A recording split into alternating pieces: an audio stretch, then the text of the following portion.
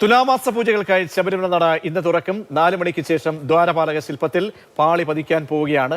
കണ്ണൻ നായർ നൽകും വിവരങ്ങൾ. കണ്ണൻ, അങ്ങനെ സ്വർണ്ണക്കള്ളയും വാദങ്ങളൊക്കെ ആ വഴിക്ക് പോകട്ടെ.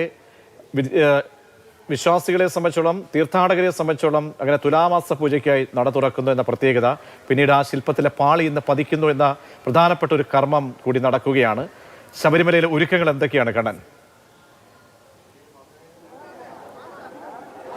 ഒരുക്കങ്ങളെല്ലാം അവസാന ഘട്ടത്തിലാണ്. ഇപ്പോഴുണ്ടായിരിക്കുന്ന വിവാദങ്ങളൊന്നും തന്നെ ഭക്തരുടെ വിശ്വാസികളുടെ വിശ്വാസത്തെ ഒരു തരത്തിലും ബാധിച്ചിട്ടില്ല എന്നുള്ളത് തന്നെയാണ് നമുക്ക് ദൃശ്യങ്ങളിൽ നിന്ന് കാണാൻ സാധിക്കുന്നത്. വലിയ രീതിയിലുള്ള തിരക്ക്, ഇനി മിനിറ്റുകൾ മാത്രമാണ് നട തുറക്കാനുള്ളെങ്കിൽ പോലും വലിയ രീതിയിലുള്ള ഒരു തിരക്ക് നമുക്ക് താഴെ തിരുവനന്തപുരത്ത് 18-ാം പടിക്ക് താഴെയൊക്കെ തന്നെ കാണാൻ സാധിക്കുന്നു. ഇപ്പോൾ ഉണ്ടായിരിക്കുന്ന ഒരു സംഭവ വികാസങ്ങളോ വിവാദങ്ങളോ ഒന്നും തന്നെ ആ ഒരു ഭക്തരുടെ ഈ ഒരു ഇവിടേക്കുള്ള ഒഴുക്കിനെ ഒരു കാരണവശാലും ബാധിക്കില്ല. ഇത് അയ്യപ്പനോടുള്ള ഭക്തിയാണ്.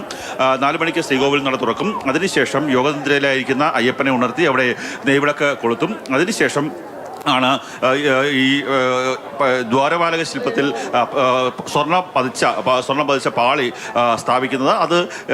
അത് ഓൾറെഡി നേരത്തെ തന്നെ ഇവിടെ എത്തിച്ചിട്ടുണ്ട്. ഇവിടുത്തെ സ്ട്രോങ് റൂമിലേക്ക് എത്തിച്ചിട്ടുണ്ട്. 4 മണിക്ക് നട തുറക്കുന്നതിന് തൊട്ട് പിന്നാലെ ആ സ്വർണ്ണപ്പാളി മുകളിലേക്ക് കൊണ്ടുവരും. തന്ത്രിയും മേൽശാന്തിയും ചേർന്ന് ആ സ്വർണ്ണപ്പാളി ഏറ്റുവാങ്ങും. ഈ ശുദ്ധിക്രിയ അടക്കമുള്ള കാര്യങ്ങൾ നടത്തും. അതിനുശേഷമായിരിക്കും പാളി അവിടെ സ്ഥാപിക്കുക. എന്തായാലും എല്ലാവിധ ഒരുക്കങ്ങളും പൂർത്തിയാക്കി വളരെ ഭംഗിയായിട്ടുള്ള ഒരു 5 ദിവസം നീണ്ട ഒരു തീർത്ഥാടന കാലത്തിന് വേണ്ടിയുള്ള ഒരു ഒരുക്കമാണ്.